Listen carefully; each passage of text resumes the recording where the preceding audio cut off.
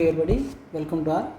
ఈరోజు మనము ఈ ఇండస్ట్రియల్ మేనేజ్మెంట్లో భాగంగా మనము మెటీరియల్ మేనేజ్మెంట్ అనే కాన్సెప్ట్ని చూద్దాం. ఈ మెటీరియల్ మేనేజ్మెంట్ అనే ఈ కాన్సెప్ట్లో మనం ఏమేమి చూస్తామంటే materials in industry, basic inventory control model, ABC analysis, safety stock, reorder level, economic ordering, quantity, ఈ కాన్సెప్ట్ని ఇక్కడ చూస్తాం. ఇవి కూడా చాలా చిన్న చిన్న కాన్సెప్ట్సే. యాక్చువల్గా ఏబీసీ అనాలిసిస్ అంటే ఏంటి, ఫుల్ ఫామ్ ఏంటి, ఇట్లా అనాలిసిస్ రకాలు ఉంటాయి అన్నమాట. ఆ అనాలిసిస్ ఫుల్ ఫామ్స్ అడిగే అవకాశం ఉంది. అదివరకు పోయినసారి ఎగ్జామ్లో దీని ఫుల్ ఫామ్ అడిగాను అనుకున్నాం కదా, program evaluation and review technique. అలానే ఏబీసీ అంటే ఏంటి, ఇంకా దీనికి సంబంధించి కంట్రోల్ టెక్నిక్స్లో ఇంకా చాలా రకాలు ఉన్నాయన్నమాట. అసలు ఈ మెటీరియల్ మేనేజ్మెంట్ అంటే ఒక కంపెనీ రన్ అవ్వడానికి ప్రధానంగా దానికి మెటీరియల్ కావాలి, రా మెటీరియల్ కావాలి. ఆ తెచ్చిన మెటీరియల్ని ఎలా యూజ్ చేసుకోవాలి, ఎలా యూజ్ చేసుకుంటే కంపెనీ లాభదాయకంగా ఉండిద్ది, ఎలా యూజ్ చేసుకుంటే సరైన టైంలో కంపెనీ ప్రోడక్ట్ని మనం బయటికి తీసుకెళ్ళగలం, ఎలా యూజ్ చేసుకుంటే క్వాలిటీ ప్రోడక్ట్ ఇవ్వగలం, ఎలా యూజ్ చేసుకుంటే కస్టమర్ సాటిస్ఫై అయ్యేలాగా మనం ప్రొడక్షన్ చేయగలం అనే దాని మీద బేస్ చేసుకొని ఈ మెటీరియల్ మేనేజ్మెంట్ అనే కాన్సెప్ట్ మనం స్టడీ చేస్తాం అన్నమాట. రైట్, ఇప్పుడు మనం కాన్సెప్ట్ చూద్దాం. Role of material management in industry.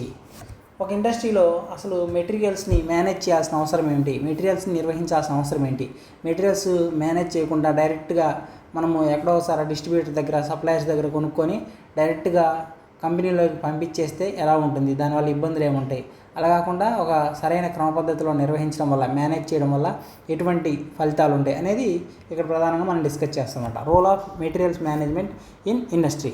అసలు మెటీరియల్ మేనేజ్మెంట్ అంటే ఏంటి? Material management is a process of planning, purchasing, storing, controlling and issuing materials required for the production. Material management ఏంటంటే అసలు ప్లాన్ చేసుకుంటాం, ఏ మెటీరియల్ కొనాలి అనేది చేసుకొని, ఏ మెటీరియల్ కొనాలి అనే దాన్ని ప్లాన్ చేసుకున్న తర్వాత దాన్ని కొంటాం, పర్చేజ్ చేస్తాం.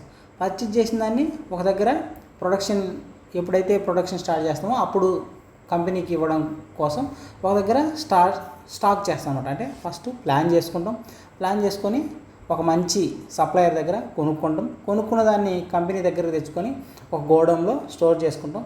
స్టోర్ చేసుకున్న దాన్ని ఒక కంట్రోల్డ్ వేలో ఏ రోజుకి ఎంత ఇవ్వాలి, ఏ సీజన్కి ఎంత ఇవ్వాలి అనే దాన్ని ఒక కంట్రోల్ నియంత్రించుకొని దానికి తగ్గట్టు, డిమాండ్కి తగ్గట్టు, ప్రొడక్షన్ నీడ్కి తగ్గట్టు మనం ఇష్యూ చేస్తూ ఉంటాం. ఇలా planning, purchasing, storing, controlling and issuing of material in the industry is called as material management. ఈ విధంగా మెటీరియల్ నిర్వహించడాన్ని మనం మెటీరియల్ మేనేజ్మెంట్ అని చెప్పుకోవడం జరుగుతుంది అన్నమాట.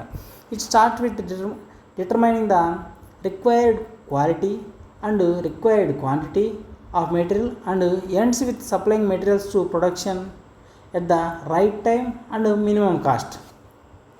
అసలు ఈ మెటీరియల్ మేనేజ్మెంట్ అనేది అసలు ఏ విధంగా దీని గురించి మనం అధ్యయనం చేస్తామంటే, మంచి నాణ్యతతో కూడినటువంటి మెటీరియల్ని కొనుగోలు చేయడం, అదేవిధంగా సరైన క్వాంటిటీతో కొనుగోలు చేయడం. మంచి అంటే బెస్ట్ క్వాలిటీ కొనుగోలు చేస్తున్నాం కదా అని తక్కువ పర్చేజ్ చేయడానికి లేదు.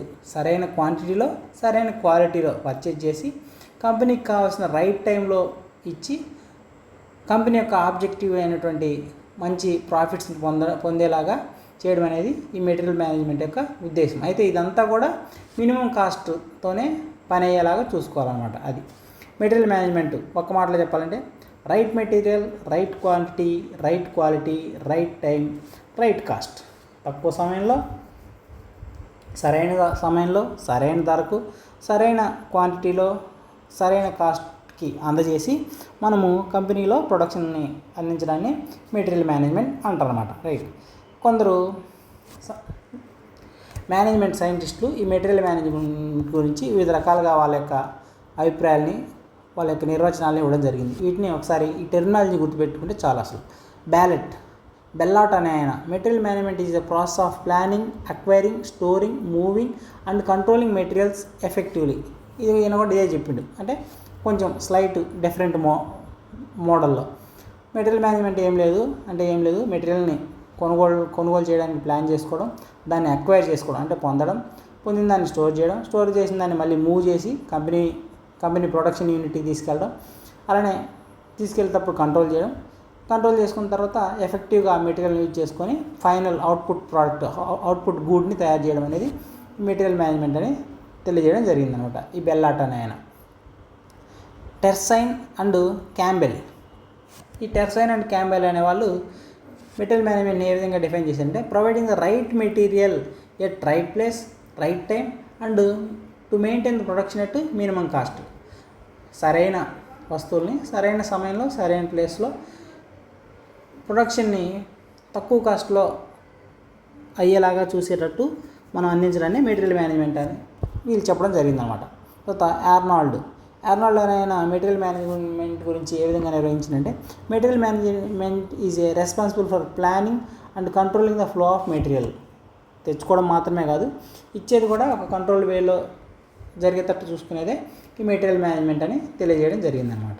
ఒక మాటలో చెప్పాలంటే ఏం లేదు, వీళ్ళందరూ కూడా చెప్పినప్పటికీ వాళ్ళ పర్స్పెక్టివ్, వాళ్ళ దృక్కోణంలో, వాళ్ళ యొక్క ఐడియాలజీ ప్రకారం మెటీరియల్ మేనేజ్మెంట్ అంటే ఏంటని తెలియజేశారు. మీరు ఓవరాల్గా ఇక్కడ చూస్తే మీరు వీళ్ళందరూ చెప్పింది కూడా మనకి ఏదైతే మనం ముందు చెప్పుకున్నాం, రైట్ టైంలో, రైట్ క్వాలిటీలో, రైట్ క్వాంటిటీలో, రైట్ కాస్ట్లో మనం ప్రొడక్షన్కి మెటీరియల్ అందించగలిగే నైపుణ్యాన్ని, అందించగలిగే చాకచక్యాన్ని, పనిని మెటీరియల్ మేనేజ్మెంట్ అంటారు అనమాట. అంతే, ఏం లేదు. అది ఇదేం పెద్ద లాజికల్ సీక్వెన్స్ ఉన్నదో, లేకపోతే ట్రిగ్నామెట్రీ, జామెట్రీ, మ్యాట్రిక్స్ పెద్ద కాన్సెప్ట్ ఏం కాదు. సింపుల్, మామూలుగా మన నిత్య జీవితంలో చూసేదే. రైట్. తర్వాత meaning of material management. Material management coordinates planning, sourcing, purchasing, transportation and storing, inventory control to satisfy the customer demand at minimum cost. చెప్పుకున్నాం కదా, మెటీరియల్ మేనేజ్మెంట్లో ఏమేమి ఇమిడి ఉంటాయి? ప్రణాళిక, అసలు ఏంది కొనాలి, కొనేది ఎవరి దగ్గర నుంచి కొనాలి, లైసెన్స్ ఉన్నోడి దగ్గర కొనాలా, లైసెన్స్ లేనోడి దగ్గర కొనాలా, లేకపోతే వాడెవరి దగ్గర దొంగతనం చేస్తే ఆ దొంగతనం చేసినోడి దగ్గర కొనాలా అని ఏ సోర్స్ నుంచి కొనాలి. రైట్. పర్చేసింగ్, ఎలా కొనాలి, టెండర్లతో రూపంలో కొనాలా, బల్క్లో కొనాలా, లేకపోతే రీటైల్లో కొనాలా, హోల్సేల్లో కొనాలా అనేది చూసుకోవాలి. ట్రాన్స్పోర్టేషన్, కొన్నదాన్ని ఏ విధంగా తెచ్చుకోవాలి, బస్సులలో తెప్పియాలా, లారీలలో తెప్పియాలా, నదీ మార్గంలో తేవాలా, లేకపోతే విమానాల్లో తేవాలా, ట్రైన్స్లో తేవాలా. రైట్. తర్వాత స్టోరేజ్, తెచ్చిన దాన్ని నార్మల్ గోడౌన్స్లో పెట్టేస్తే సరిపోద్దా, లేకపోతే ఎయిర్ కండిషన్డ్ గోడౌన్స్లో పెట్టాలా, ఇవన్నీ చూసుకోవడం అనేది మెటీరియల్ మేనేజ్మెంట్లో భాగంగా ఉంటుందన్నమాట. ఇన్వెంటరీ కంట్రోల్ అనేది ఈ కాన్సెప్ట్ చాలా చాలా ఇంపార్టెంట్ అని మీకు అది వరకే చెప్పున్నాను. ఇన్వెంటరీ కంట్రోల్ అంటే నిల్వల నియంత్రణ అనమాట. మనకి ఇంక రేపటికల్లా నిల్వ అయిపోతుందంటే అప్పటికప్పుడు మళ్ళీ కొత్తగా ఆర్డర్ పెట్టుకోవడం కాకుండా మనము సేఫ్టీ స్టాక్, బఫర్ స్టాక్ కింద పెట్టుకుంటాం అనమాట. దీనే ఇన్వెంటరీ కంట్రోల్ అంటారు అనమాట. To satisfy the customer demand at minimum cost. ఇవన్నీ మనం ప్లాన్ చేసుకోవడం వల్ల కస్టమర్ యొక్క ఆశలు, ఆకాంక్షలు మన కంపెనీ ప్రోడక్ట్ పట్ల తీరుస్తాము. అదేవిధంగా మినిమం కాస్ట్లో కస్టమర్కి ఇవ్వగలుగుతాం అన్నమాట. రైట్. ఇన్వెంటరీ కంట్రోల్, నిల్వల నియంత్రణ. ఇంట్రడక్షన్. ఇన్వెంటరీ అంటే నిల్వలు. Refer to the stock of materials, parts, finished goods and supplies maintained by an organization. Inventory అంటే ఏంటంటే నిల్వ చేయడం. ఏం నిల్వ చేయడం? మెటీరియల్స్ కానీ, విడిభాగాలను కానీ, తయారు చేసిన వస్తువులు కానీ, and supplies maintained by an organization. వీటన్నిటిని అనమాట. మెటీరియల్స్నే ఇప్పుడు నిల్వ అంటే మామూలుగా రా మెటీరియల్ ఉంటుంది కదా, ఒక ప్రోడక్ట్ని తయారు చేయడానికి కావాల్సిన రా మెటీరియల్ని స్టోర్ చేయడాన్ని అయినా అదే అంటారు, లేకపోతే దానికి సంబంధించిన విడిభాగాలను తయారు చేయడాన్ని అయినా ఇన్వెంటరీ అని అంటారు.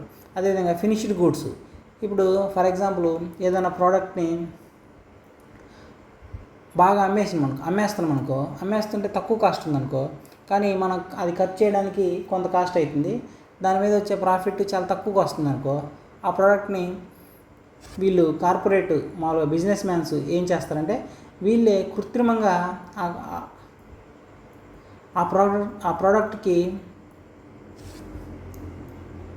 డిమాండ్ సృష్టిస్తారన్నమాట. అంటే వీళ్ళు సప్లై ఆపేస్తారు మార్కెట్లోకి. సప్లై ఆపేయడం వల్ల జనాలందరూ అమ్మో ఆ ప్రోడక్ట్ లేదేమో, ఆ ప్రోడక్ట్ రావట్లేదేమో, ఒకవేళ రాదేమో, ఒకవేళ వచ్చినా కానీ ప్రోడక్ట్ తక్కువగా వస్తుంది కాబట్టి మార్కెట్లో కాస్ట్ ఎక్కువ అయిపోయిద్దో అని ఎక్కువ కొనడానికి ట్రై చేస్తారన్నమాట. అట్లా కృత్రిమంగా కొరతను సృష్టిస్తారన్నమాట. అందువల్ల ఆ ఫినిష్డ్ గూడ్స్ కూడా కొన్ని సందర్భాల్లో ఇన్వెంటరీ రూపంలో కంపెనీల్లోనే దాచాల్సి ఉంటుంది అనమాట. ఇట్లా ఫినిష్డ్ గూడ్స్ కానీ, విడిభాగాలను కానీ, మెటీరియల్స్ కానీ వీటన్నిటిని నిల్వ రూపంలో ఉంచడాన్ని ఇన్వెంటరీ అంటారు అనమాట. Right. Key point: inventory ensures continuous production and uninterrupted customer service. నిరంతరం ఉత్పత్తికి. ఇప్పుడు ఇన్వెంటరీ అంటే నిల్వ ఎందుకు చేస్తాం మనము? మన దగ్గర కంపెనీకి ఇచ్చినటువంటి మెటీరియల్ అయిపోయింది అనుకో, ఇంకా ప్రొడక్షన్ ఆగిపోకుండా మన దగ్గర ఉన్నటువంటి నిల్వలు ఏదైతుందో ఆ నిల్వను పంపించేయాలి. నిల్వ ప్రస్తుతానికి పంపిస్తే అది రన్ అవుతుంటే మన దగ్గర ఈ ఇన్వెంటరీ దగ్గర మన నిల్వలో ఏదైతే ఉన్నాయో అవి అయిపోకముందే, నిల్వను తీయకముందే మనము కొత్తగా మళ్ళీ ఆర్డర్ చేసుకోవాలన్నమాట. రా మెటీరియల్ ఆర్డర్ చేసుకోవాలి. అది ఇన్వెంటరీ ఎందుకంటే అసలు పూర్తిగా షట్ డౌన్ కాకుండా ఇండస్ట్రీ తాత్కాలికంగా నడవడానికి ఒక 2-3 days నడవడానికి ఉపయోగపడితే ఇన్వెంటరీ కంట్రోల్ అనమాట. Inventory system. And inventory system నిల్వల వ్యవస్థ డిటర్మైన్స్ వాట్ టు స్టాక్, దేన్ని నిల్వ చేయాలి, హౌ మచ్ టు స్టాక్, ఎంత మోతాదులో నిల్వ చేయాలి, వెన్ టు స్టాక్, ఎప్పుడు నిల్వ చేయాలి, హౌ మచ్ టు స్టాక్, ఎలా నిల్వ చేయాలి. ఇవన్నీ కలిగి ఉండేదే నిల్వల నియంత్రణ వ్యవస్థ. Important fact: many organization invest about 25 to 35% of their assets in inventory.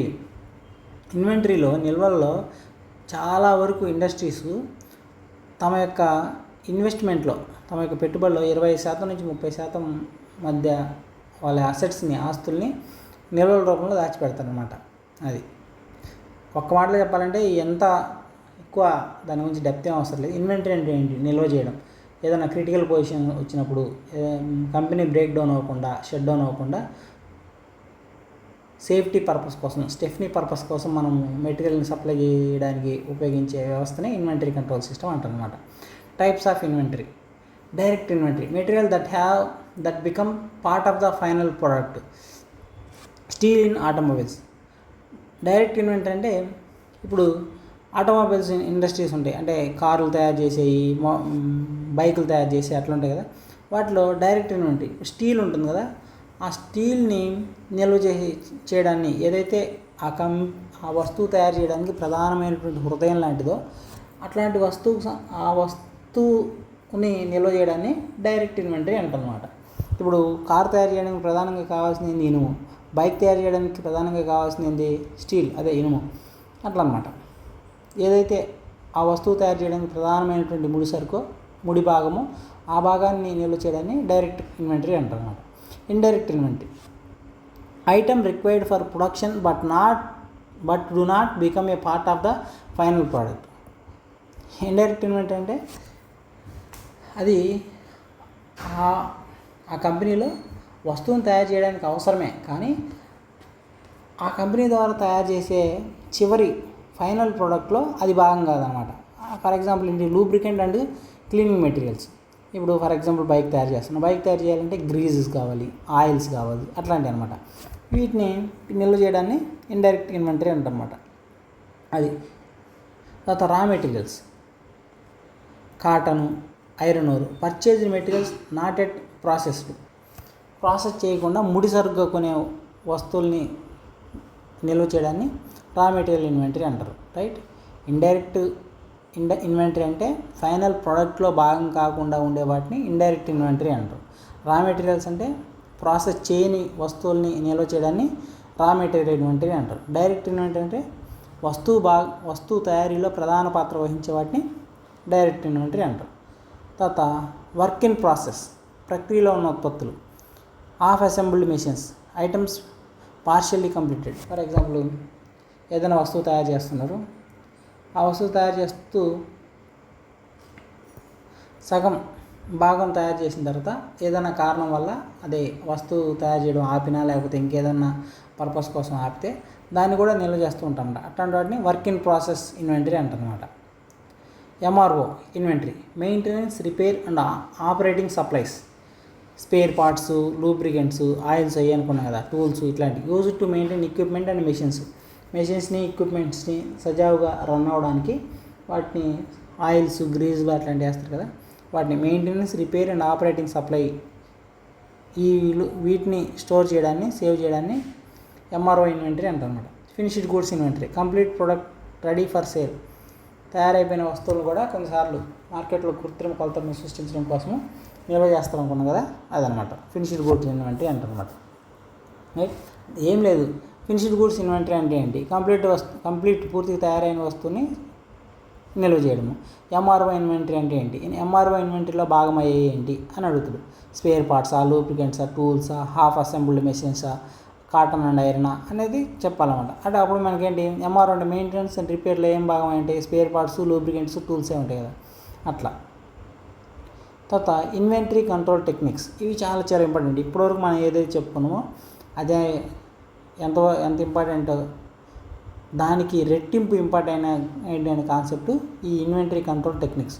నిల్వలు ఏ విధంగా చేస్తాం, ఎన్ని రకాల టెక్నిక్స్లో నిల్వలు చేస్తాం. మామూలుగా మనమైతే మనకు తెలిసి నిల్వలు అంటే ఏంటి, గోడౌన్స్ ఉంటాయి, వేర్ హౌసింగ్ గోడౌన్స్. ఆ గోడౌన్స్లో ఏసీలు అంటారు మామూలుగా మనం చదువుకునేటప్పుడు. వ్యవసాయదారులు మిరపకాయలు అట్లాంటి వాటన్నిటిని ఆ ఏసీలలో పెడతారు ధర వచ్చినప్పుడు అమ్ముకోవడానికి.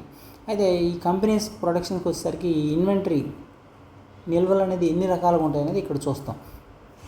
ఏబీసీ ఇన్వెంటరీ అని, విఈడి ఇన్వెంటరీ టెక్నిక్స్ అని, ఎస్డిఈ ఇన్వెంటరీ టెక్నిక్ అని, హెచ్ఎంఎల్ ఇన్వెంటరీ టెక్నిక్ అని, ఎఫ్ఎస్ఎన్ ఇన్వెంటరీ టెక్నిక్ అని, ఎస్వైఎన్ ఇన్వెంటరీ టెక్నిక్ అని, XYZ ఇన్వెంటరీ టెక్నిక్స్ అని. ఈ టెక్నిక్స్ అన్నిటిని మనం ఇక్కడ చూద్దాం. ABC analysis. ఏబీసీ అంటే ఏం లేదు, always better control inventory technique. Always better control inventory technique అన్నమాట. మీనింగ్, దీన్ని పెరాటో ప్రిన్సిపల్ అంటే 80-20 rule, Pareto principle by 80-20 rule by Wilfred Pareto. ఈ విల్ఫ్రెడ్ పెరాటో ఆయన 80:20 రూల్ అనే సూత్రం ప్రాతిపదికన ఈ always better control inventory technique అనే దాన్ని రూపొందించడం జరిగిందనమాట. రైట్, ఏబీసీ అనే ఇన్వెంటరీ కంట్రోల్ టెక్నిక్ని, నిల్వ పద్ధతి సాంకేతికతను రూపొందించిన శాస్త్రవేత్త ఎవరంటే విల్ఫ్రెడ్ పెరాటో. అయితే అసలు ఏంటి ఆల్వేస్ బెటర్ కంట్రోల్ అంటే ఏంటి? A small number of items account for most of the inventory value. ఆ ఇండస్ట్రీలో చాలా తక్కువ సంఖ్య కలిగినటువంటి వస్తువులు ఆ ఇండస్ట్రీలో కొనుగోలు చేసే వస్తువుల విలువలో ఎక్కువ శాతాన్ని ధన విలువ పరంగా, మనీ వాల్యూ పరంగా ఎక్కువ విలువ కలిగి ఉంటాయి అన్నమాట.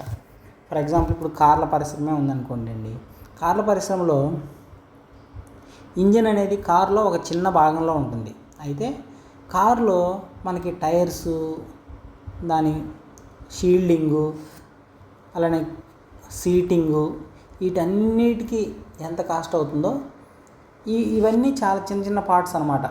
సీటింగ్ కానీ, చైర్స్ కానీ, సీటింగ్ కానీ, టైర్స్ కానీ, లేకపోతే కింద బేస్ ఎక్విప్మెంట్స్ కానీ, ఇవన్నీ చాలా చిన్న చిన్న వస్తువులు. ఇవి చాలా ఉంటాయి కానీ వీటి కాస్ట్ అనేది తక్కువ. అదే ఇంజిన్ అనేది చిన్నగా ఉంటుంది. ఆ ఇంజిన్ అనేది చిన్నగా ఉన్నప్పటికీ దాని కాస్ట్ అనేది ఎక్కువ అనమాట. అట్లా ఇండస్ట్రీలో ఆ వస్తువు తక్కువ ఉన్నప్పటికీ దాని యొక్క మనీ వాల్యూ అనేది ఎక్కువగా ఉంటుంది అనమాట. అలాంటి దాన్ని డిఫైన్ చేయడమే ఈ ABC, always best control technique, 80:20 technique rule అంటారు అనమాట. అంటే ఏంటంటే ఈయన విల్ఫ్రెడ్ పెరాటో అనే ఆయన ఒక ఇండస్ట్రీలో ఉండే వస్తువులు 3 రకాలుగా క్లాసిఫై చేశాడు. ఏంటి? ఏబిసి. ఏ అంటే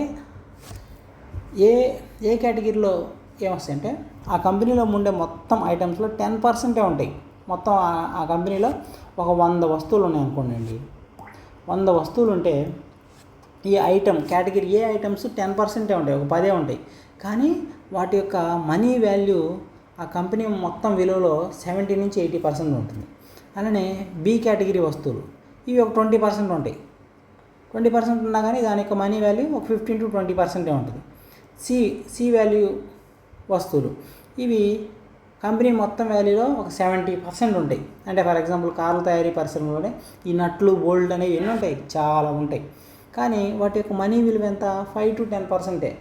ఎన్ని బోల్డ్లు కొనాలన్నా కానీ 10,000-20,000 కావు. అదే ఒక్కటే ఉన్న ఇంజిన్ అనేది 2 లక్షలు 3 లక్షలు ఉండిద్ది అనమాట. అట్లా అన్నమాట. తక్కువ సంఖ్యలో ఉన్నటువంటి వస్తువుల విలువ ఎక్కువగా ఉంటుంది, ఎక్కువ సంఖ్యలో ఉన్నటువంటి వస్తువుల విలువ తక్కువగా ఉంటుంది అనమాట. ఇదే ABC analysis, always better control analysis. Wilfred Pareto rule, 80:20 rule అన్నమాట. అది అదే కదా, అర్థమైంది కదా. ఈ 80:20 అంటే 80% వరకు ఒక్క వస్తువు అంటే మిగతా 20% మీడియం అండ్ లో కాస్ట్, లో కేటగిరీ వస్తువులు అనేవి ఆక్రమించడం జరిగిందన్నమాట. అది ఏ కేటగిరీ వస్తువులు అంటే ఏంటి, వీటి విలువ ఎక్కువ, టైట్ కంట్రోల్, అధిక నియంత్రణ చేయాలి, ఎట్లాంటి యూజ్ చేస్తే అవి నష్టం కలిగింది వాటికి. ఫ్రీక్వెంట్ ఆర్డరింగ్, తరచుగా ఆర్డర్ చేయాల్సి వస్తాయి అన్నమాట, ఎందుకంటే అవి అంత ఇంపార్టెంట్ కాబట్టి. బి కేటగిరీ మోడరేట్ వాల్యూ ఉంటాయి, అంటే మధ్యస్థంగా వాటి విలువ ఉంటుంది. ఏ కేటగిరీ లాగా అధిక విలువ అనేది కలిగి ఉండదు. మోడరేట్ కంట్రోల్, జాగ్రత్తగా నియంత్రించాల్సిన అవసరం కూడా లేదు, మధ్యస్థ స్థాయిలో దాని మీద కాన్సన్ట్రేషన్ చేసినా సరిపోయింది. సి కేటగిరీ వస్తువులు వీటి విలువ తక్కువ ఉంటాయి, నట్లు బోల్ట్ అట్లాంటివి. సింపుల్ కంట్రోల్, కొంత లైట్గా దానికి సంబంధించి మనం మెయింటైన్ చేసినా సరిపోయింది. బల్క్ ఆర్డరింగ్, ఎక్కువ సంఖ్యలో మనం ఆర్డర్ పెట్టుకోవాల్సి ఉంటుంది అన్నమాట. ఇవి ఫ్యూ ఐటమ్స్, తక్కువ సంఖ్యలో ఉండేది ఎక్కువ కాస్ట్ కలిగి ఉంటాయి, ఎక్కువ సంఖ్యలో ఉండేవి తక్కువ కాస్ట్ కలిగి ఉంటాయి. ఇదే ఏబీసీ టెక్నిక్. ఏబీసీ అంటే ఫుల్ ఫామ్ ఏంటి, always better control technique in inventory system. తర్వాత విఈడి అనాలిసిస్. విఈడి అనాలిసిస్ అంటే ఇది దేని మీద బేస్ అయ్యి దీన్ని మనం ఎక్స్ప్లెయిన్ చేసుకుంటామంటే, ఏబీసీ ఏం చూసుకున్నాం మనము, తక్కువ క్వాంటిటీలో ఉండే ఎక్కువ కాస్ట్ కలిగి ఉంటాయి, ఎక్కువ క్వాంటిటీలో ఉండే తక్కువ కాస్ట్ కలిగి ఉంటుంది అనుకున్నాం కదా. ఇక్కడ ప్రాధాన్యత, బేస్డ్ ఆన్ క్రిటికాలిటీ, ప్రాముఖ్యత.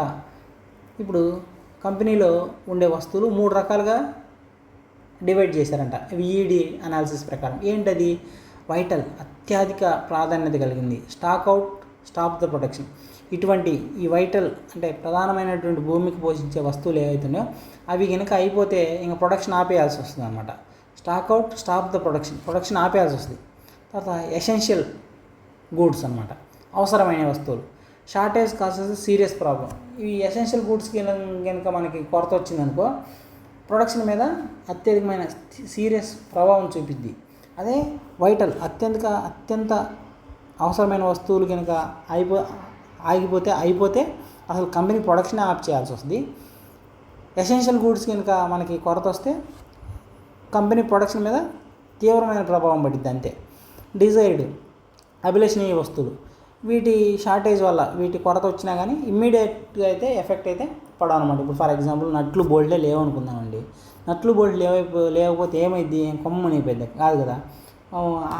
ఆ కంపెనీ ఉన్న టౌన్లోకి వెళ్తే ఒక 1000 రూపాయలకి నట్లు అంటే ఒక 100 నట్లు ఎన్నో వస్తాయి, ప్రస్తుతానికి బిగియచ్చు అనమాట. అదే ఎసెన్షియల్, వైటల్.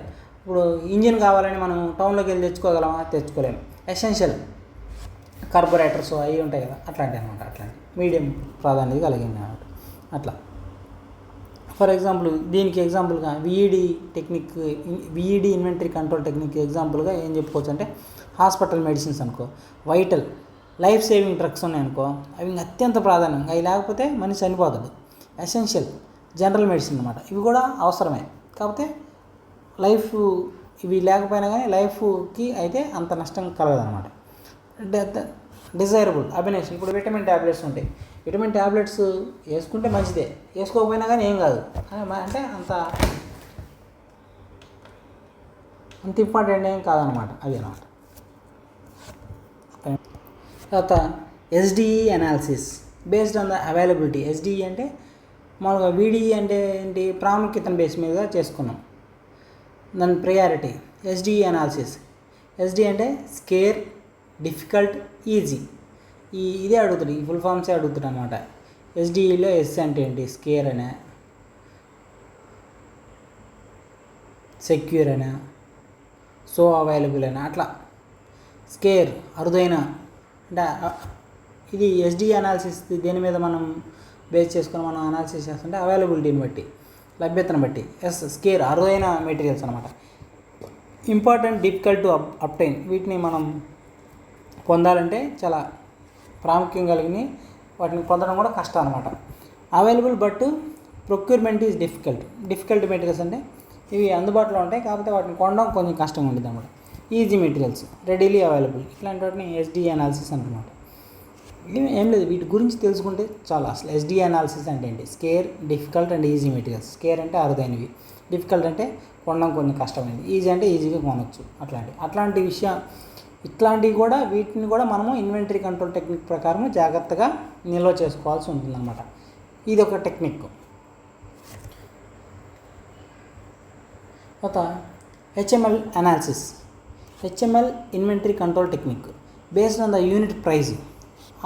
ఆ వస్తువు యొక్క కాస్ట్ని బట్టి మనము వాటిని నిల్వ చేసుకోవాల్సి ఉంటుందన్నమాట. ఇప్పుడు వస్తువు కాస్ట్ ఎక్కువ అనుకో, తక్కువ నిల్వ చేసుకుంటాం. వస్తువు కాస్ట్ చీప్ అనుకో, కొంచెం ఎక్కువ అయినా కానీ నిల్వ చేసుకుంటాం, అంతే. హెచ్ఎంఎల్ అంటే high cost, medium cost, L అంటే లో కాస్ట్ అన్నమాట. ఏబీసీ అనాలిసిస్ అంటే ఏంటి? అది యాన్యువల్ యూసేజ్ ప్రకారం ఉంటుంది, ఇదేమో యూనిట్ ప్రైస్ ప్రకారం ఉంటుంది, అంతే తేడా. FSN analysis based on the consumption rate. Fast moving, slow moving, non moving. For example, ఒక కంపెనీలో వస్తువులు ఏవైతుందో అవి fast moving, slow moving, non moving. Frequently use చేసే వస్తువులు వెంటనే అయిపోతూ ఉంటాయి.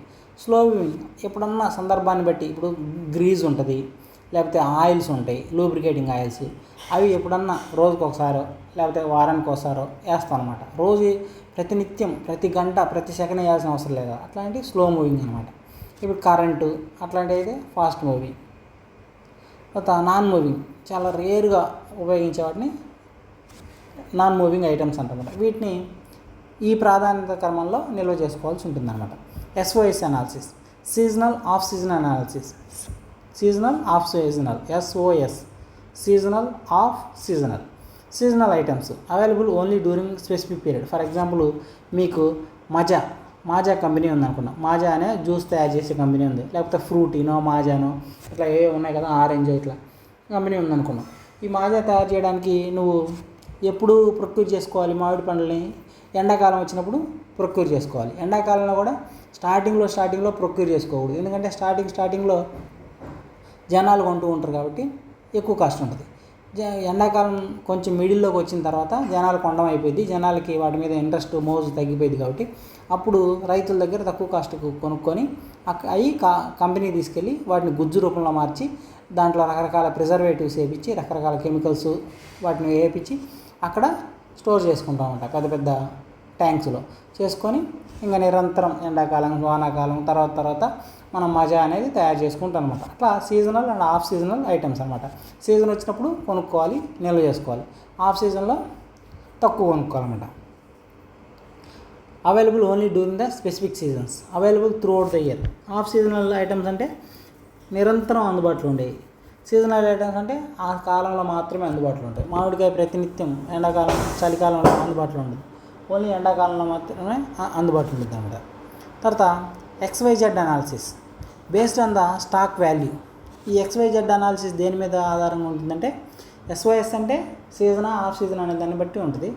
XYZ అంటే స్టాక్ వాల్యూని బట్టి, high stock value, medium stock value, low stock value. Often used together with ABC analysis.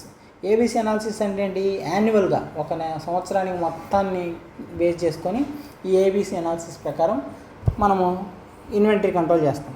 ఈ XYZ ప్రకారం ఏంటంటే స్టాక్ వాల్యూ, వాటి యొక్క విలువను బట్టి, వాటి యొక్క నెంబర్ అండ్ విలువను బట్టి వీటిని మనం వస్తువుల్ని నిల్వ చేస్తూ ఉంటాం అన్నమాట. రైట్, అంతే. XYZలో దేని మీద హై వాల్యూయా, లో వాల్యూ? హై వాల్యూ అంటే ఏది? X.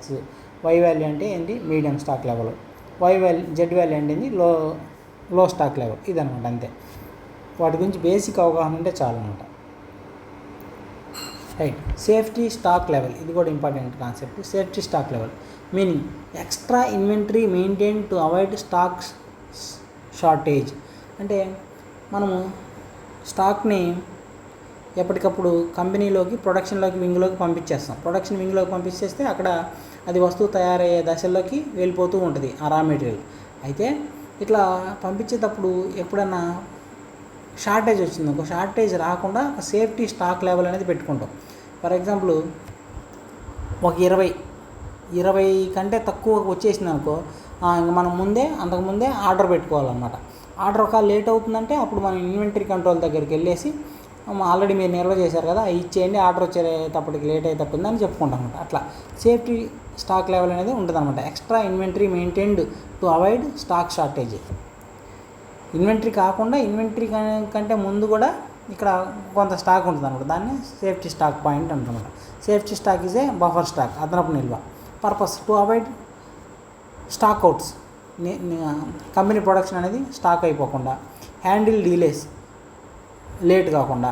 Protect against machine breakouts, కొన్ని మెషిన్స్ మనం వాటిని ఆపేసాం అనుకో, అవి ఇంకా పనిచేయడం అయిపోతాయి అనమాట. లేకపోతే మళ్ళీ వాటిని స్టార్ట్ చేయడానికి చాలా ఖర్చుతో కూడుకున్న పని అనమాట.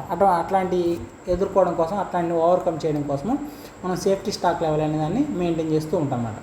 ఫ్యాక్టర్స్ ఎఫెక్టింగ్ సేఫ్టీ స్టాక్, మనం రక్షణార్థమైనటువంటి నిల్వలు అంటే సేఫ్గా ఉండే నిల్వ ఉంచాల్సిన అవసరం ఏంది, దీని మీద సేఫ్గా ఉండాల్సిన నిల్వలు ఉంచాలంటే దాని మీద ఏమేమి ఫ్యాక్టర్స్ ఎఫెక్ట్ చేస్తాయి. Lead time, number of suppliers, annual usage, criticality, storage space, desire service level. ఇప్పుడు మనం సేఫ్టీ లెవెల్ మెయింటైన్ చేయాలనే మన ఉద్దేశం ఉంది. మనం ముందు చూపు గలవాళ్ళమే. కానీ అలా సేఫ్టీ లెవెల్ మెయింటైన్ చేయాలన్నా కానీ మనం మెయింటైన్ చేయాలన్నటువంటి వస్తువు అందుబాటులో ఉండాలి.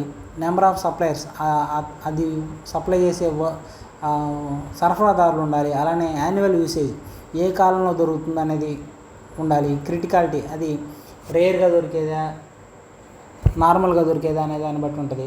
ఒకవేళ స్టోరేజ్ స్పేస్ తెచ్చేసాము, ఫర్ ఎగ్జాంపుల్ అదేదో కెమికల్ ప్రోడక్ట్ అవుతుంది, తెచ్చేసి కెమికల్ ప్రోడక్ట్ అయినప్పుడు నార్మల్గా జనాలు ఉండే దగ్గర పెట్టేస్తే ఏమైంది, ప్రమాదం జరిగింది. కాబట్టి దాన్ని సేఫ్ కండిషన్లో స్టోర్ చేసేలాగా స్టోరేజ్ స్పేస్ ఉండాలి.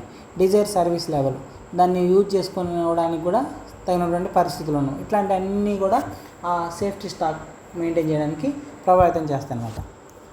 ఇది చాలా ఇంపార్టెంట్. రీఆర్డర్ లెవెల్ అంటే inventory level at which the fresh order should be placed. ఇప్పుడు మనము కంపెనీ ప్రొడక్షన్ స్టార్ట్ అయిన తర్వాత ఎప్పటికప్పుడు రా మెటీరియల్ ఇచ్చేస్తున్నాం. రా మెటీరియల్ ఇచ్చేసినప్పుడు ఒక పాయింట్ ఆఫ్కి వచ్చిన తర్వాత, సేఫ్టీ స్టాక్ పాయింట్కి వచ్చిన తర్వాత మనము కొత్త ఆర్డర్స్ ఇచ్చేసుకుంటాం. కొత్త ఆర్డర్ రాకపోతే ఇన్వెంటరీ దగ్గరికి వెళ్ళి, నిల్వల దగ్గరికి వెళ్ళి మనకి సరుకులు తెచ్చేసుకుంటాం. అయితే రీఆర్డర్ లెవెల్ మనం ఎప్పుడు రీఆర్డర్ చేస్తామంటే inventory level at which fresh order should be placed. ఎప్పుడైతే మనము ఈ ఇన్వెంటరీలో నిల్వల దగ్గర ఉన్నాయి అయిపోని వస్తాయి, నిల్వల దగ్గర ఉన్న వాటిని యూజ్ చేసుకోవడం స్టార్ట్ చేసాము అప్పుడే మనము రీఆర్డర్ లెవెల్ అనేదాన్ని చూసుకోవాలి. రీఆర్డర్ అనేది చేసుకోవాలన్నమాట. ఈ రీఆర్డర్ లెవెల్ ఎప్పుడున్నప్పుడు మనం రీఆర్డర్ చేసుకోవాలంటే reorder level is equal to,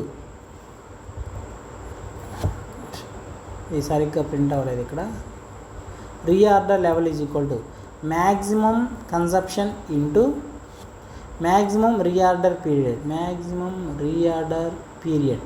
maximum consumption into maximum reorder period. Reorder level ఎలా ఉండిద్దంటే maximum consumption into maximum reorder period. మనము ప్రధానంగా ఎంత కన్జ్యూమ్ చేసుకుంటాం, అలానే మ్యాక్సిమం రీఆర్డర్ పీరియడ్, మనకు ఆర్డర్ చేసిన తర్వాత అది రావడానికి ఎంత సమయం పట్టిద్ది అనే వాటిని కన్సిడర్ చేసుకొని ఈ రీఆర్డర్ లెవెల్ అనేది ఆధారపడి ఉంటుందన్నమాట. Order must be placed before the stock reaches the minimum level. తక్కువ స్థాయికి ఆ ప్రోడక్ట్ అయిపోతుంది అనే దానికంటే ముందే మనము రీఆర్డర్ లెవెల్ ప్రకారం కొత్తది ఆర్డర్ చేసుకోవాల్సి ఉంటాయి అన్నమాట, ముడి సరుకులు. తర్వాత ఎకనామిక్ ఆర్డర్ క్వాంటిటీ, ఇది కూడా చాలా ఇంపార్టెంట్ అండి. దీంట్లో ఒక ఫార్ములా ఉంటుంది, అది చాలా ఇంపార్టెంట్. ఎకనామిక్ ఆర్డర్ క్వాంటిటీ అంటే economic order quantity determines the most economical quantity to order each time. Economic order quantity determines the most economic quantity to order each time. అంటే మనం ఆర్డర్ చేసుకోవాలి కదా అని ప్రతిసారి ఒక ప్రోడక్ట్ 2 ప్రోడక్ట్స్ను ఆర్డర్ చేయడమో, లేకపోతే రోజుకొకటి ఆర్డర్ చేయడమో, అంటే సమయం సందర్భం లేకుండా ఆర్డర్ చేయకూడదు. మరి చిల్లరగా 1-2 ఆర్డర్ చేయకూడదు అన్నమాట. అట్లా చేయడం వల్ల ఈ ఆర్డర్ చేసిన వస్తువు మీద రకరకాల ఫ్యాక్టర్స్ ఉంటాయి అన్నమాట.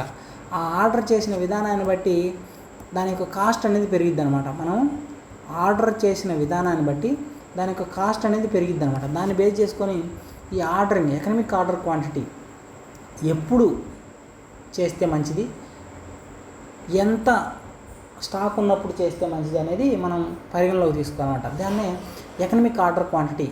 అభిలషణీయమైనటువంటి అంటే ఎకనమిక్ ఆర్థికంగా లాభదాయకమైనటువంటి స్థితిలో, ఆర్థికంగా ఏ విధమైనటువంటి లాభదాయక స్థితిలో మనము ఆర్డర్ చేసుకోవాలనేది ఈ ఎకనమిక్ ఆర్డర్ క్వాంటిటీ అంటారనమాట.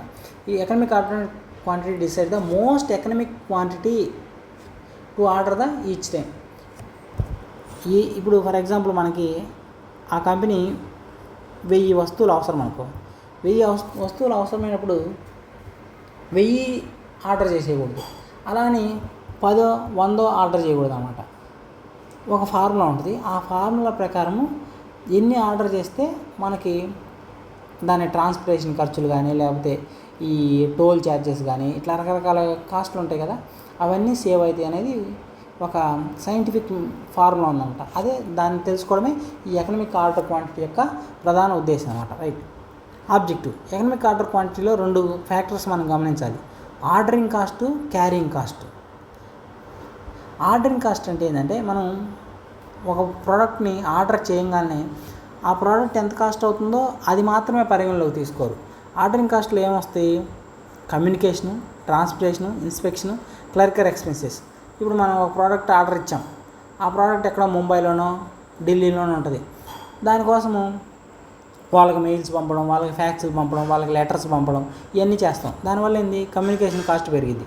ట్రాన్స్పోర్టేషన్, అక్కడ నుంచి ఇక్కడ తేవడానికి ట్రాన్స్పోర్టేషన్ కాస్ట్ ఉంటుంది. అలానే ఇన్స్పెక్షన్, అది కరెక్ట్గా ఉందా లేదా అనేది మనం క్వాలిటీ చెక్ చేసుకుంటాం. అలానే క్లరికల్ ఎక్స్పెన్సెస్, అది అక్కడికి వెళ్ళి తీసుకొని రావడానికి మనం ఎవరో ఒకరిని ఇక్కడ నుంచి గుమస్తాలను, జూనియర్ అసిస్టెంట్లను, అటెండర్స్ను పంపిస్తామన్నమాట. వీళ్ళ యొక్క డైలీ వేజెస్, వీళ్ళకి భోజనాలకి ఖర్చులు, ఇవన్నీ కూడా మనము ఆర్డర్ చేసిన ఆర్డర్ మీదనే పడతాయి అన్నమాట. వీటిని ఆర్డరింగ్ కాస్ట్స్ అంటారు అన్నమాట. ఆర్డర్ చేసినప్పుడు ఆ వస్తువు యొక్క నిజమైన విలువే కాకుండా ఈ ఎక్స్ట్రా విలువలు కూడా, ఈ ఎక్స్ట్రా కాస్ట్లు కూడా పడతాయి అన్నమాట. వీటిని ఆర్డరింగ్ కాస్ట్ అనమాట. More orders, higher ordering cost. Order ఎక్కువ సార్లు ఆర్డర్స్ ఇస్తుంటే ఈ ఆర్డరింగ్ కాస్ట్ కూడా పెరుగుతూ ఉంటుంది అన్నమాట. Carrying cost, cost of holding inventory. ఇప్పుడు అనవసరంగా అర్థం పర్థం లేకుండా మనము ఆర్డర్స్ ఇచ్చేసాం. ఆర్డర్స్ ఇచ్చేస్తే అవి వచ్చేసినప్పుడు ఏమైంది? మనం వాటిని స్టోర్ చేయాలి. కాబట్టి అంటే ఒక ఎకనమిక్ ఆర్డర్ చేయకుండా, ఆర్థికంగా సులువైన, అభిలషణీయమైన, విశ్వసించదగ్గ ఆర్డర్ చేయకుండా, అర్థం లేకుండా ఆర్డర్ చేస్తే ఏమైందంటే మనకి ఆర్డరింగ్ కాస్ట్ పెరిగిపోయింది, అలానే క్యారింగ్ కాస్ట్ పెరిగింది. క్యారింగ్ కాస్ట్లో ఏముంటుంది? స్టోర్ చేయాలి. మన అవసరం లేని వాటికంటే ఎక్కువ ఆర్డర్ చేసాము, వాటిని తీసుకురావాలి. మన దగ్గర ఉన్న గోడౌన్లో 1000 వస్తువులే పడతాయి. నువ్వు 2000 వస్తువులు ఆర్డర్ చేసినావు. దానివల్ల ఏం చేస్తాం? మళ్ళీ అద్దెకు తీసుకొని మళ్ళీ దాంట్లో మనం స్టోర్ చేయాల్సి వస్తుంది అనమాట. కాబట్టి స్టోరేజ్ కాస్ట్ పెరిగిపోయింది. ఇప్పుడు మనం తెచ్చిన వాటికి మనం ప్రొడక్షన్ స్టార్ట్ అయ్యేంత వరకు మనం ఎక్కడో ఒకసారి పెడతాం. అక్కడ ఎక్కడన్నా ప్రమాదాలు జరిగినాకో ఇదంతా పాడైపోయింది. కాబట్టి దానికి ఇన్సూరెన్స్ చేయించుకుంటాం వస్తువులకి. కాబట్టి ఇన్సూరెన్స్ కాస్ట్ పెరిగింది. ఇంట్రెస్ట్, మనం డబ్బు పెట్టుకుంటాం కదా, దానికి ఇంట్రెస్ట్ పోయినట్టేగా మనకి. ఇంట్రెస్ట్, డిటేరియేషన్, దానికి తరుగుదల ఉంటుంది. తర్వాత అబ్జాల్సెన్స్ అంటే ఇప్పుడు అవసరం లేదనమాట, అప్రస్తుతమైనవి. ఇట్లా తెప్పడం వల్ల ఏమవుతుంది? క్యారింగ్ కాస్ట్ అనేది పెరిగిపోతుంది, ఆర్డరింగ్ కాస్ట్ అనేది పెరిగిపోతుంది అనమాట. More inventory, more carrying cost అనమాట. రైట్. ఇవనేది ఈ ఎకనమిక్ ఆర్డర్ క్వాంటిటీ అనే దాని మీద ప్రభావం చూపిస్తుంది అనమాట. ఎకనమిక్ ఆర్డర్ క్వాంటిటీ, దీనికి ఒక ఫార్ములా ఉందండి, ఇది ఇక్కడ సరిగ్గా టైప్ అవ్వలేదు. Economic order quantity EOQ = √2AO/C. A అంటే యాన్యువల్ డిమాండ్, ఓ అంటే ordering cost per order, C అంటే క్యారింగ్ కాస్ట్. సింపుల్ ఒక ఎగ్జాంపుల్ చూద్దాం. ఒక కంపెనీలో యాన్యువల్ డిమాండ్ 10,000 యూనిట్స్ కావాలి. అయితే 10,000 లైట్స్ కావాలనుకున్నాం. 10,000 లైట్స్ అంటే వాటి యొక్క ఆర్డర్ కాస్ట్ ఎంత అవుతుంది? ఒక్కొక్క లైట్ కాస్ట్ 40 రూపాయలు. దానికి క్యారింగ్ కాస్ట్, తెచ్చిన దాన్ని గోడౌన్లో అక్కడ పెట్టడానికి ఒక 2 రూపాయలు అవుతుంది అనుకున్నాం. ఈ economic order quantity economic order quantity ప్రకారం ఫార్ములా ఏంటంటే √2 ఇంటూ ఏ యాన్యువల్ డిమాండ్ 10,000, ఓ ఆర్డరింగ్ కాస్ట్ 40/2 చేస్తే 632 మినిమం 632 అంటే 630 బల్బ్స్ అయినా ఆర్డర్ ఇస్తే మనకి నష్టం లేకుండా ఉంటుంది అన్నమాట. ఇది ఎకనామిక్ ఆర్డర్ క్వాంటిటీ అనమాట, రైట్. అది ఏబీసీ అనాలిసిస్కి విఈడి అనాలిసిస్కి డిఫరెన్స్ ఏంటి? ఇది బేస్డ్ ఆన్ వాల్యూ, ఇది క్రిటికాలిటీ, ఇది హాస్పిటల్స్ వస్తువులు అయ్యి అనుకున్నాం కదా. Inventory cost control, operational importance, used in stores, used in hospitals and maintenance. ABC category, VED category, vital అట్లా. తర్వాత ఇన్వెంటరీ కంట్రోల్ టెక్నిక్స్, మాలో ఒక మాటలో చెప్పాలంటే ఇన్వెంటరీ కంట్రోల్ స్టాక్ లెవెల్స్ని బట్టి, కంట్రోల్ టెక్నిక్స్ని బట్టి, safety stock, reorder level, economic order quantity. ABC analysis, VED analysis, SDE, HML, FSN, XYZ, right. ఇక్కడ చూడండి, మీరు ఈజీగా గుర్తుపెట్టుకోవాల్సి, ఇన్వెంటరీ అంటే స్టాక్ ఆఫ్ మెటీరియల్ని స్టాక్ చేయడాన్ని ఇన్వెంటరీ అంటారు. ఏబీసీ అనాలిసిస్ అంటే దీన్ని ఎవరు రూపొందించింది? పెరాటో ప్రిన్సిపల్ 80:20 రూల్ అంటారు. విఈడి అనాలిసిస్ అది ఎంత క్రిటికల్గా దొరుకుతాయి అనే దాన్ని అనాలిసిస్ చేసేది విఈడి అనాలిసిస్. ఎస్డిఈ అనాలిసిస్ ఎంత మొత్తంలో అది అవైలబుల్గా ఉన్నాయి, స్కేర్సా అట్లా అనమాట. హెచ్ఎంఎల్ దాని యొక్క ప్రైస్ హైయా, మీడియమా, లో అనే దాన్ని బట్టి దీన్ని అనాలిసిస్ చేస్తాం. ఎఫ్ఎస్ఎన్ అనాలిసిస్ కన్సంప్షన్ రేట్ని బట్టి, ఫాస్ట్ మూవింగా, స్లో మూవింగా, నో మూవింగా. సేఫ్టీ స్టాక్ అంటే బఫర్ స్టాక్ అని. రీఆర్డర్ లెవెల్ అంటే ఆర్డర్ ప్లేస్మెంట్ పాయింట్, ఏ స్థాయికి ఆర్డర్ క్వాంటిటీ అయిపోని వచ్చిందో అప్పుడు మనం ఆర్డర్ పెట్టడాన్ని order placement point, reorder point అంటాం అన్నమాట. ఈఓక్యూ అంటే ఎకనామిక్ ఆర్డర్ క్వాంటిటీ, దీని యొక్క ఫార్ములా √2AO/C. వెల్ఫెడర్ పెరాటో అనే ఆయన ఏబీసీ అనాలిసిస్ని రూపొందించడం జరిగింది అన్నమాట. ఇది మనకి మెటీరియల్ మేనేజ్మెంట్ గురించి, రైట్. ఇప్పటివరకు మీరు చూశారు కాబట్టి మీరు దీనికి సిన్సియర్గా ప్రిపేర్ అవుతున్నారని అర్థమైంచిన. ఇంకా ఎవరైనా ఐపీఓకి ప్రిపేర్ అవుతుంటే వీళ్ళు మనకి యాప్లో క్లాసెస్ అందుబాటులో ఉన్నాయి. మీరు క్లాసెస్లో జాయిన్ అయ్యి ఈ మంచి చాలా ఇంజనీరింగ్లో అన్ని branches except civil and architecture చెప్పగా ఇంజనీరింగ్ చేసిన ప్రతి ఒక్కరికి కూడా ఈ ఐపీఓ జాబ్స్కి అప్లై చేసుకోవడానికి ఎలిజిబిలిటీ ఉంది. కాబట్టి ఇంత మంచి అవకాశం, మీరు గ్రూప్ 2లు, ఏడబ్ల్యూలు అంటే అవి రాయొచ్చు, నేను రాయొద్దు అనట్లేదు. వాటికి పడే కష్టాన్ని, ఆ కష్టంలో మీరు 50% ఇక్కడ కష్టపడ్డా కానీ మీరు మంచి పోస్టు సంపాదించవచ్చు. ఇంకా గ్రూప్ 2లో highest municipal commissioner job salary 44,000 basic, ఇక్కడ మీకు 54,000 బేసిక్. అంటే మీకు ఇక్కడ 75,000 చేతికి వస్తాయి. దగ్గర గ్రాసు 87,000, 86,000 ఉంటుంది అన్నమాట. కాబట్టి మంచి జాబు. కాబట్టి మీరు దీన్ని చూసుకొని ఒక స్ట్రాటజిక్గా, ఒక వ్యూహాత్మకంగా వెళ్ళినట్లయితే ఖచ్చితంగా మీరు విజయం సాధించవచ్చు. అందులో మన క్లాసులు కూడా చాలా సింపుల్గా ఎగ్జామ్ ఓరియంటెడ్లో సిలబస్కి ప్రిసైజ్గా పిన్ పాయింటెడ్గా చెప్పుకుంటున్నాం. ఈ విధంగా క్లాసులు చెప్పకుండా అన్వాంటెడ్ థియరీ అంతా, అన్వాంటెడ్ కంటెంట్ అంతా చెప్పట్లేదు. కాబట్టి మీ సిలబస్ ప్రిపరేషన్ బర్డెన్ కూడా తగ్గిద్ది, ఈజీగా ఉంటుంది అన్నమాట, రైట్. నేను నోటిఫికేషన్ పడే నాటికల్లా, నోటిఫికేషన్ పడడానికి ముందు లోపకల్లా నేను సిలబస్ ఎట్టి పరిస్థితుల్లో చాలా వేగంగా అవగొడతాము, రైట్. కాబట్టి ఇంకా అభ్యర్థులు ఎవరైనా ఉంటే మీ ఫ్రెండ్స్కి, మీ ఇంజనీరింగ్ సంబంధించిన ఏవైనా గ్రూప్స్ ఉంటే వాట్సాప్ గ్రూప్స్ కానీ, ఫేస్బుక్లో కానీ, టెలిగ్రామ్లో కానీ ఈ వీడియో షేర్ చేయవలసిందిగా మనవి, అయితే అదేవిధంగా ఈ వీడియోని లైక్ చేయండి. అదేవిధంగా ఇప్పటివరకు మీరు మన ఛానల్ని సబ్స్క్రైబ్ చేసుకోకపోతే మీకు తదనంతర కాలంలో ఈ ఛానల్ వల్ల ఉపయోగం ఉంటుంది అనుకుంటే ఛానల్ని సబ్స్క్రైబ్ చేసుకోవాల్సిన మనవి. ఇతర వివరాలకి మన డిస్క్రిప్షన్లో, అలానే ఫస్ట్ కామెంట్లో మన app link, WhatsApp group link ఇస్తాను, జాయిన్ అవ్వండి. Thank you very much.